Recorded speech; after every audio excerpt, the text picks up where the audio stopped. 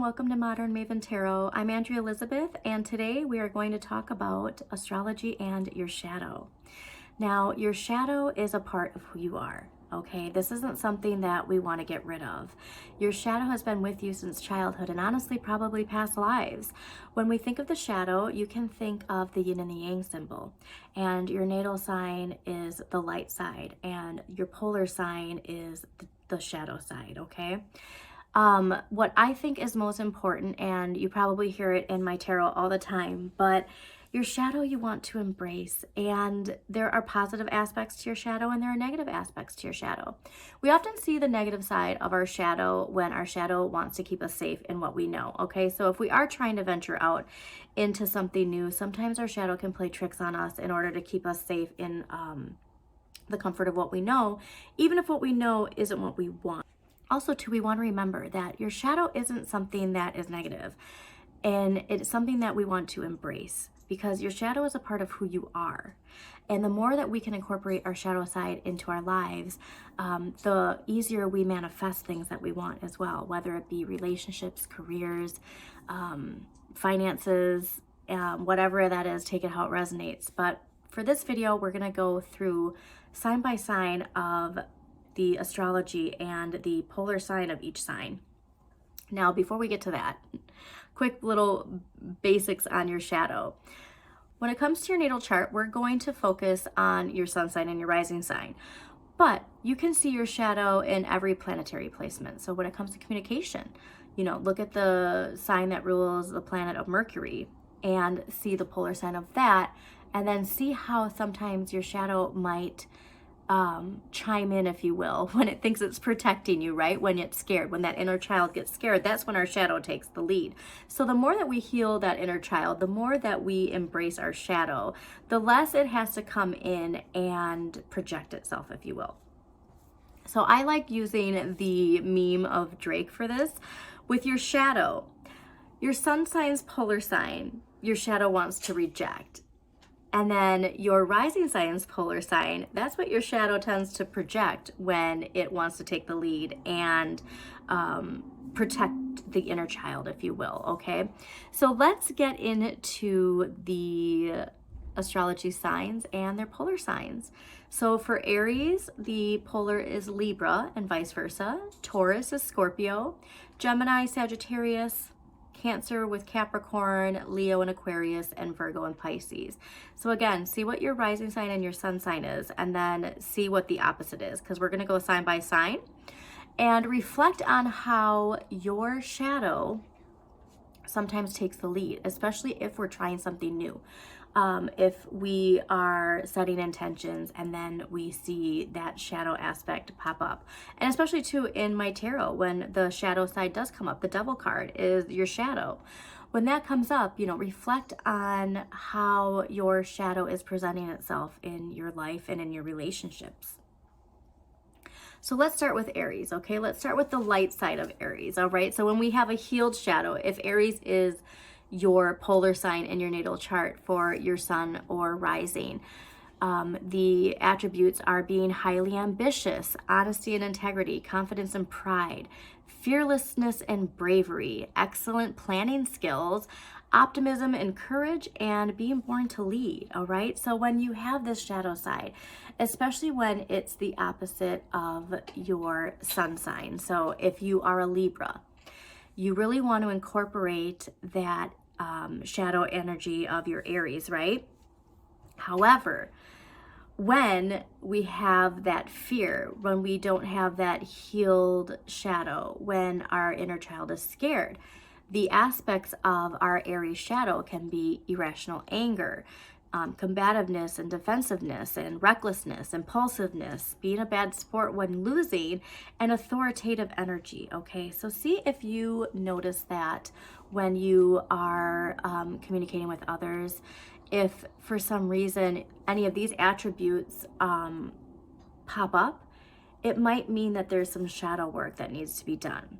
And also too, in my link tree on my YouTube channel, I do have an amazing shadow work journal that I highly recommend. It's almost like Mad Libs for shadow work. So please take a look. In my YouTube bio.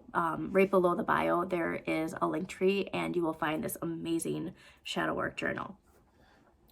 All right, so opposite of Aries is Libra. Now, the light side of Libra, being cooperative and social, a great listener, clever, fair and understanding, and idealistic.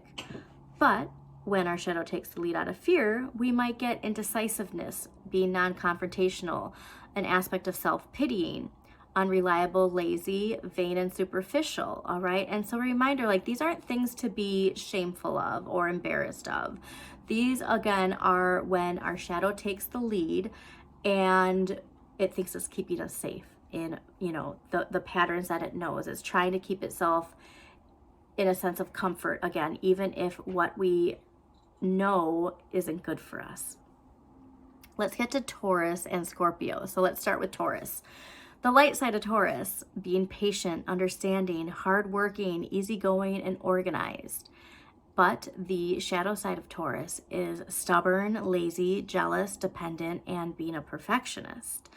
So I'm just going to give, for an example, Taurus rules my Venus. Okay, so like I said, we can look at other planets as well. We're going to focus on our rising and sun for this because that's generally what we project and reject. However, with Taurus, when my shadow takes the lead out of fear, I do see those shadow aspects of the dependence, the being a perfectionist, right? And so think about how your shadow side plays in every part of your natal chart, okay?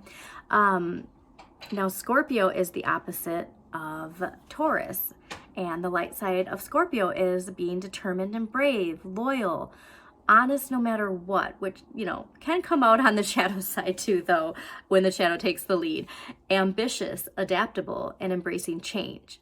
But the dark shadow side of Scorpio is jealousy, resentfulness, secretive, resentful. Oh, I have that twice. So you're really resentful if your shadow takes the lead. Controlling and stubborn, okay? Now, next is Gemini and Sagittarius. So for Gemini, when that light side of your shadow is in control, we are curious and clever, intelligent, energetic, adaptable, funny and social, and persuasive. However, when the shadow takes the lead out of fear, we can be indecisive and flaky, restless, childish, superficial, and very anxious.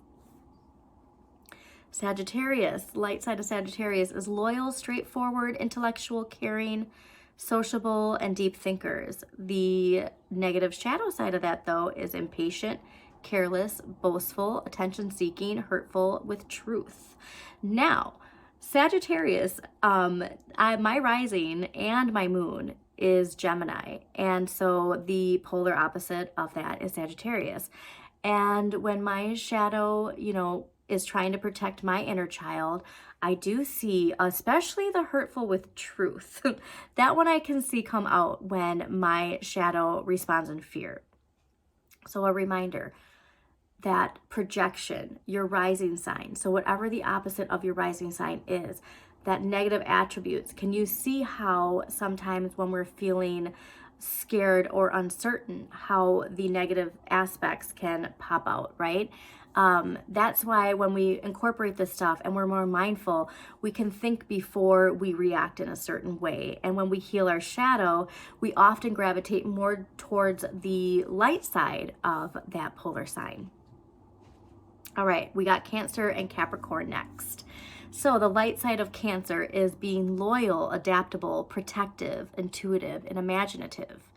But then the shadow side of that is being resentful, emotional outbursts, possessiveness, and secretiveness.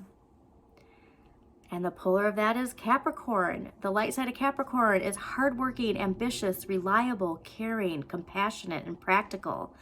But the shadow side of that, pessimistic, work-obsessed, stubborn, materialistic, critical, and depressed. All right, next we got Leo and Aquarius. The light side of Leo is confident, creative, generous, loyal, romantic, ambitious. But the shadow side of that is jealous, controlling, possessive, arrogant, naive, and attention-seeking.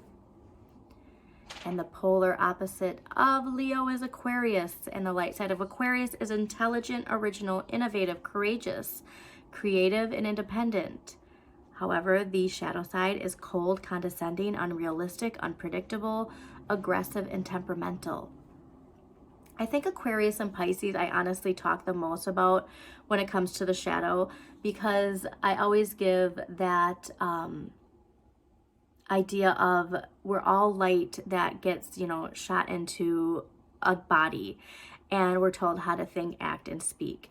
And earth signs can gravitate more towards the conditioning of the 3D world. However, Aquarius and Pisces, being so connected to all 12 signs, right? Really understanding things that are beyond the 3D world. When we're children, a lot of who we are inside is rejected by the 3D, like Capricorn paradigm society, right? And so that shadow work sometimes takes a lot longer for Aquarius and Pisces. And regardless of whether or not it's your natal or your polar sign, healing that part of our shadow can take some time. So remember, like, the more of the things that you were told to reject that are a part of who you are, the more in adulthood we want to embrace in our everyday life. All right, now we're to the final one, which is Virgo and Pisces. All right, so Virgo, the light side of Virgo, is logical, hardworking, artistic, faithful, patient, and responsible. The shadow side of Virgo is critical, stubborn, uptight, easily annoyed, picky, and overly independent. And then we have the opposite of Virgo as Pisces. The light side of Pisces is generous, compassionate, forgiving, open-minded, and creative. But that shadow side is moody, over-trusting, closed off, lazy, and an escapist. So you can see how your shadow plays out not only in your natal sign, but in the shadow side. But again, when you can incorporate, like, let's say, Pisces, generally generous, compassionate, forgiving, open-minded, creative. When you can partner that with being patient and logical and hardworking, that's when you really manifest the things you want to manifest. So I hope you really enjoyed this quick, brief breakdown of your shadow side and how it works with astrology. If you want to learn more, again, I'm going to be linking that astrology planetary placement. You want to take a peek? Go ahead.